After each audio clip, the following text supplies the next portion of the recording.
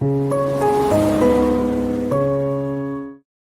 be joyous and to be happy all the time, I feel like you need to have God at the center. Otherwise, I don't think it's possible.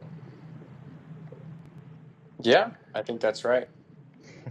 There's energy subscriptions that we have that we think will energize, like Netflix, like whatever, sports. We think will energize us, but they actually suck our energy Yeah.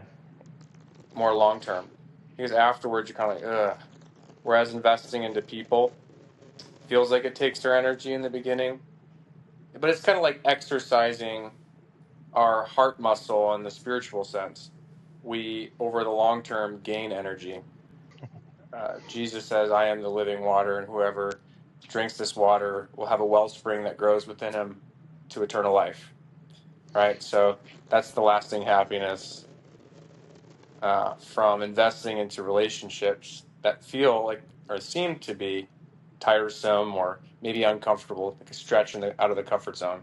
And I remember one time, because between Mass and the communion service, we sometimes had like an hour. And I Okay. remember you and I watched Federer versus Nadal at breakfast one of those days. Like, that happened a lot, so sure, I could definitely see it happen. The fact that you remember that is Yeah, crazy.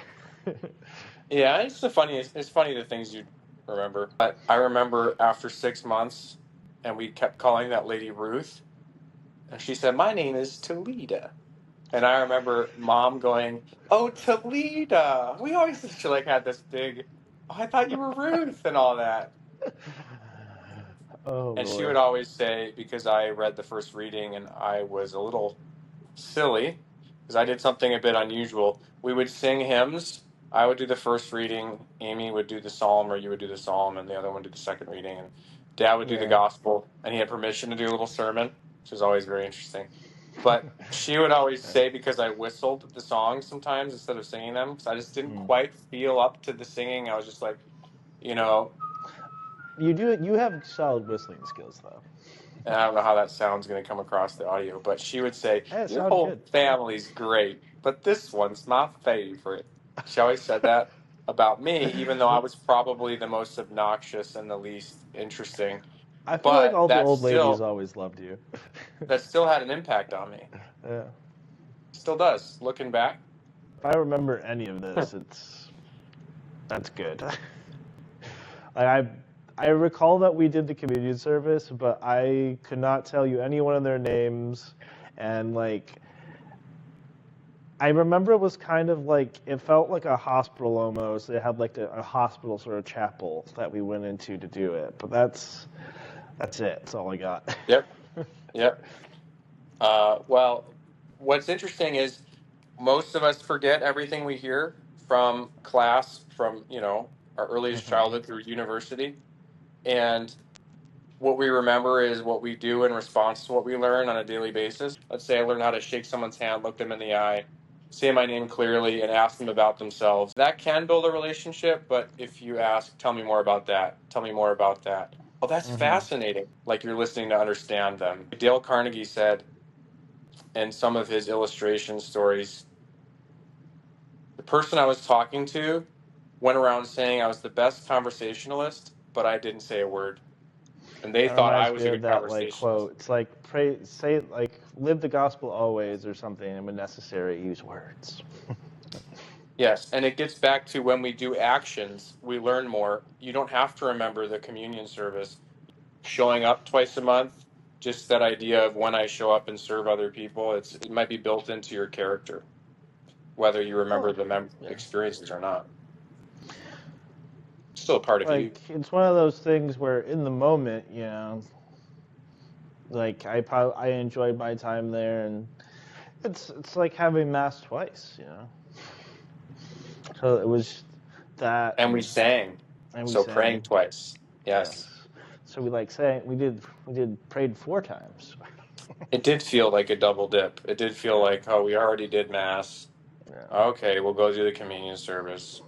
But It's one of those can you things where listen? like, What would you do yeah. if you didn't have the Eucharist to get it? What Oof. would you be willing to pay, or what hoops would you jump through? It kind of reminds me of like when COVID happened, we weren't allowed to go to mass. It was kind of like I was itching for it, and that's a good question. Like I feel like I would definitely travel to go get it. Like I Hmm. would. Yeah. Yeah, there are Part of times part of where me wanted to just to go find a priest and be like, let's just have mass. Go find Father Tom and be like, yo. some of the reflection that I've done in the Eucharist lately are about the humble nature of God's love. You know, as an infant in a smelly manger, he lives within a family context for 30 years, and he Mm. comes to us as bread. When you do get it every week or even daily, I wish I could go to mass daily, but it would be just to like fully appreciate and understand every single time you go up for communion, like what you're receiving. I think it permeates through you and like you might not Yes, even notice it. So yeah. but my kids are being loud in the background. It just reminds me to be like a child, and Mm, nobody really could take on the essence of who Jesus was as a man either. mm, It wasn't like the beatific vision. You had to have faith. So mm-hmm. Jesus could say and show signs and miracles, but it still took an intellectual assent and a spiritual gift of faith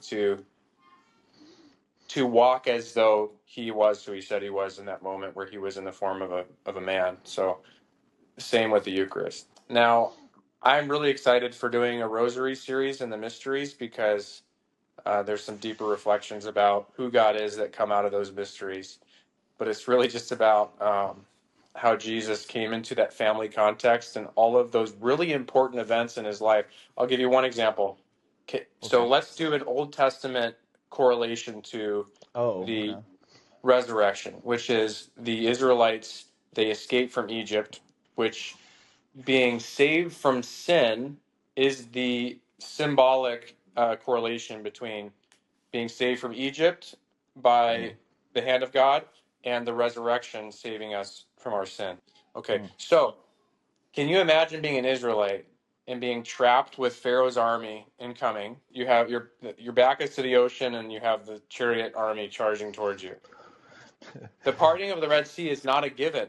Yeah, no, at that point, like, I think I would try to jump in the ocean anyway, but if the water was parting for me, I'd be like, I guess this is where I'm going. We're going I that don't know way. if I would feel safer trying to swim or running through walls of water, though. Like, honestly, I think I might prefer the just swimming.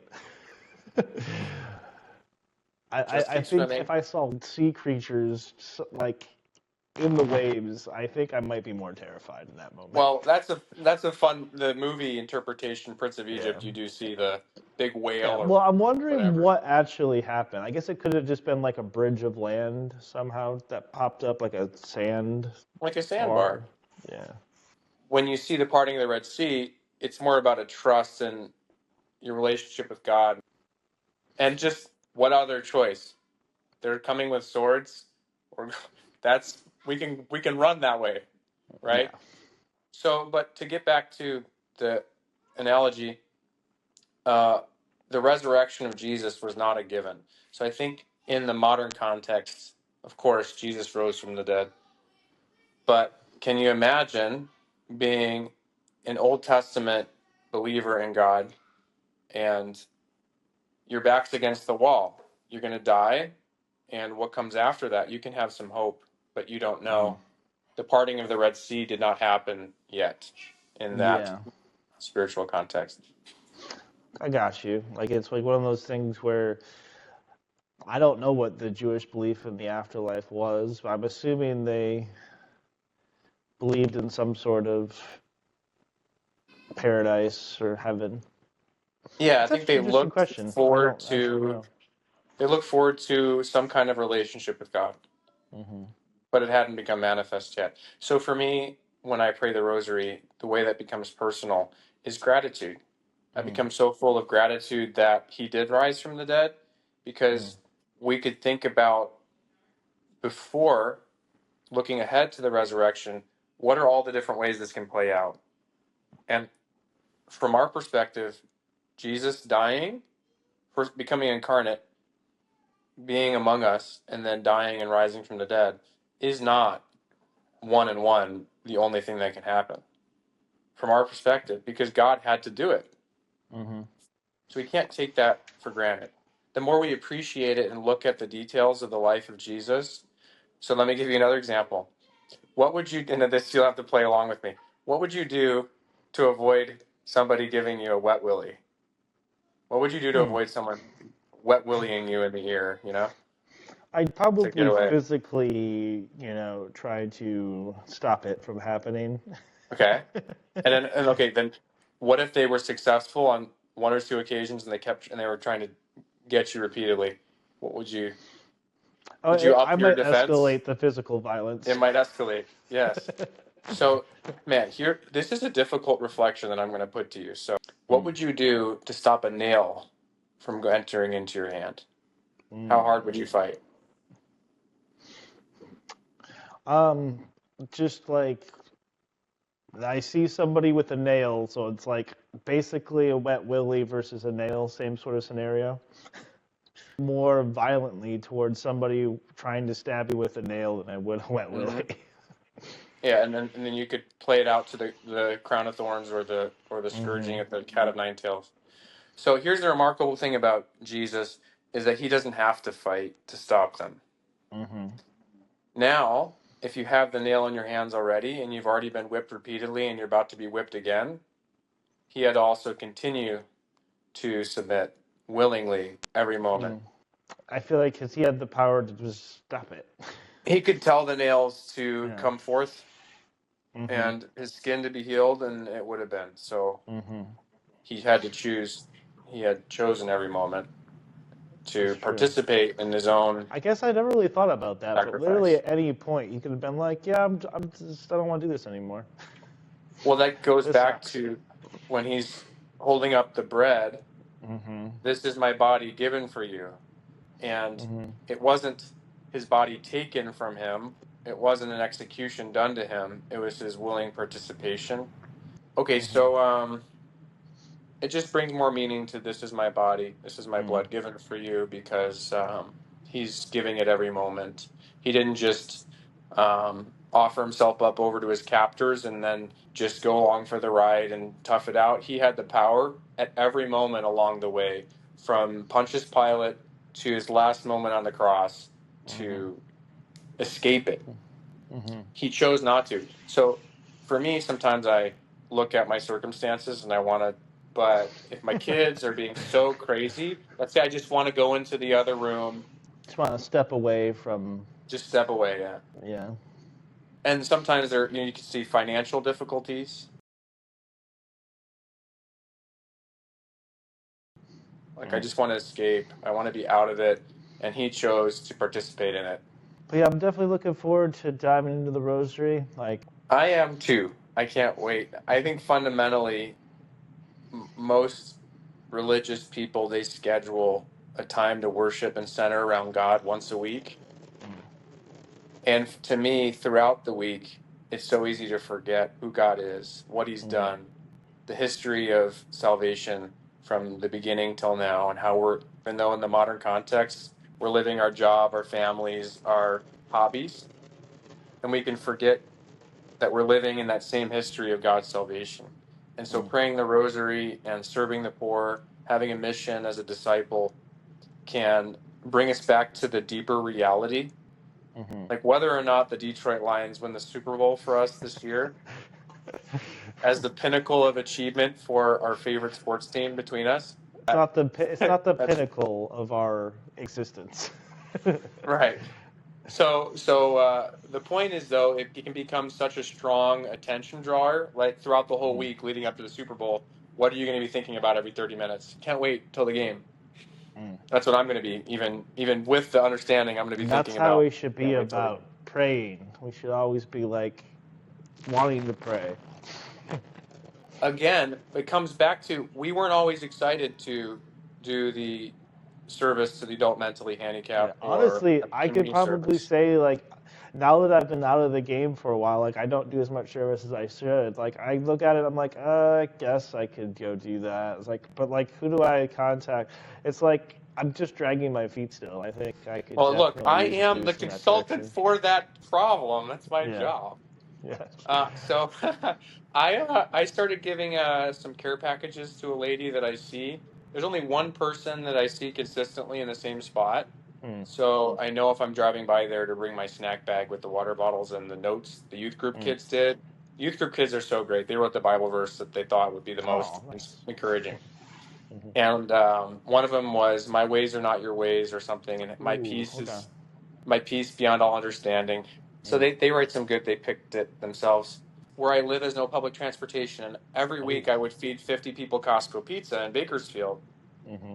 Got very comfortable with it. Got to know those people. I actually really grew to love the people who were on the street, learn their names, their story, whatever. Here, there's nobody for 10 miles because Mm. there's no buses. So it was a stretch Gotcha. and uncomfortable for me to do that again and say, Hmm. "Hey, can I give you some snacks and get you something from Whataburger?" And Hmm. it's not In-N-Out here, it's Whataburger, so it's even more strange. Oh, I do love me some Whataburger though. You like Whataburger?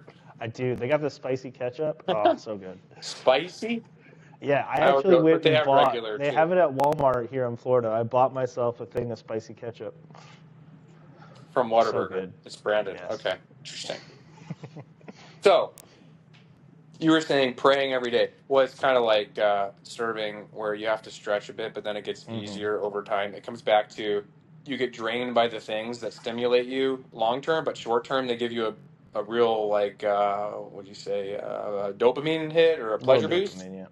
and you could kind of seek that as a junkie, which is kind of what it is. It's like being a junkie to it. If you Kind get, of. I'm saying to the point where if you act like a junkie over it, if you have to get your Mm. fix, if I have to get it over and over and over again, and whatever it is, Read Instagram have the, to be the, in the your hottest phone. news from whatever, yeah. Well, think about it. If you look at phone usage, pick it Mm. up, scroll, scroll, scroll, scroll, put it down, pick it back up, scroll, scroll, scroll. Right? It's like repeatedly going back to it. It's like if I'm you can't talking from sit my own still experience. and be peaceful for like 5 minutes, you're probably addicted to something. Right. And it's stimulating, and there's good reason for it, and I'm not judging anybody, and Yeah. we're having a good time just talking about it. So, but the ordinary elements of serving, of receiving the Eucharist, that humility of God's love, we're called to enter into that in a way that satisfies us and gives us the lasting happiness, which replaces that constant desire for the quick hit, the quick fix. And so, to me, like we schedule a weekly worship of God. And yes, we day to day have interactions with people where it's the school of love and we practice, but I think we need to schedule in service once a Hmm. week or once a month, and then maybe more regularly, or even for me, 2 or 3 times a week was really great because we are there to activate those undeveloped spiritual muscles. And having something scheduled in, it becomes intentional, and then it builds those habits into the other kind of the flow of the other parts of the day. It's like a workout routine. Once you start getting into it, it becomes second nature. And that's kind of what you want to Yes. build off of. And then the momentum goes into nutrition, you could say. So when I work out, I want to eat healthy afterwards, not waste my workout. Mm-hmm. And I feel the muscle soreness. And I go, oh, yeah, let's have a protein shake with yogurt. Good, healthy, probiotic, no added sugar yogurt in my protein shake, which makes it creamy. Organic pea protein. Okay. I have a toxin producing microbe that's taken over my gut health. I had 6 rounds of COVID, some infections that caused my immune system to pretty much lose all its healthy gut colonies. So I am not able to have sugar anymore Ooh. and alcohol or really bread even, not Mm. even like sugary fruits.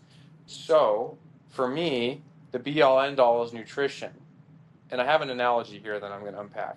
And it's going to only be a minute, so hang on, okay? Yeah, I'm go. So the be all end all is I can't feed the candida microbe because it'll completely overpower and continue to dominate my gut, which caused me serious health issues, led me to the ER at one point.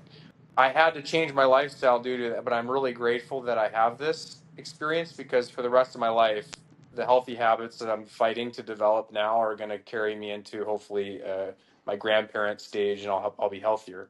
Sorry, I'm being long-winded. The nutrition is the most important, but exercise is the key. So that gives me the energy and the alert mind. So when I'm not exercising, I feel so sluggish, I'm not going to make healthy food. I'm just going to feel too horrible, too tired. And so I'm going to keep eating the sugar. And even though nutrition's the be all end all, I have to start with exercise as a momentum building domino to doing everything else that helps sustain my habit that I'm trying to build. Service Go can ahead. help push the prayer life in the right direction. Service is an experiential learning that leads to deeper reflection, and it gives you a I like that. context for receiving the sacrament. The sacraments have a context for mission. So if I'm baptized, go therefore make disciples of all nations. If I'm receiving the Eucharist, go therefore filled with his body and blood to become him to the world and to help other people encounter him through you. Also, service, you're encountering God because his love is in service. His love is love, right? And you can't use love in the definition for love. Love is a silly definition. Okay? Love is patient, love is kind. Corinthians 13:4-13. I think for many people, you can go straight to the Eucharist, to the sacraments. It's like charging your battery with a supercharger. To me, service is like an alternator that recharges your battery and keeps it going as sort of an active charge. You have a context for your whole life. And you can only learn so much from being spoken to in a homily. And even from listening to God's word, the parable of the sower of the seed that falls on rocky ground, it is the action and the disposition of the recipient of the word of God, their actions and disposition that lead to receiving it in a deeper way. It has to be a lifestyle. Definitely can't get it all from a homily, that's for sure. We forget, like you were talking back in the beginning about forgetting memories and forgetting what we learned and remembering what we do and the habits and the characters that become part of us. Yeah. Character traits. Yeah, like I don't think I struggle to remember the homily right after the mass is over. Right. Or you zone out Yeah. and you don't. What was the reading just now? Yeah. I do find myself sometimes having to grab the missalette to look it back up again. But like, oh, I missed that. I like that idea, by the way. If you have it in front of you. Because you could zone out and never know what the reading was. I've been there when I was a kid. Can happen. It happens. Someone watching this has happened to. It's happening to like last week. So having to miss a lot or USCCB daily readings on the phone. Yep. Gotta get those readings. It is a important part of the Mass. It is the liturgy of the Word. God loves you, and next week, you want to start on the Rosary? Yes. Well, or I do want to start with else? the joyous mysteries, since that's the beginning. Or do you want to go straight to the sorrowful? Joyful's good.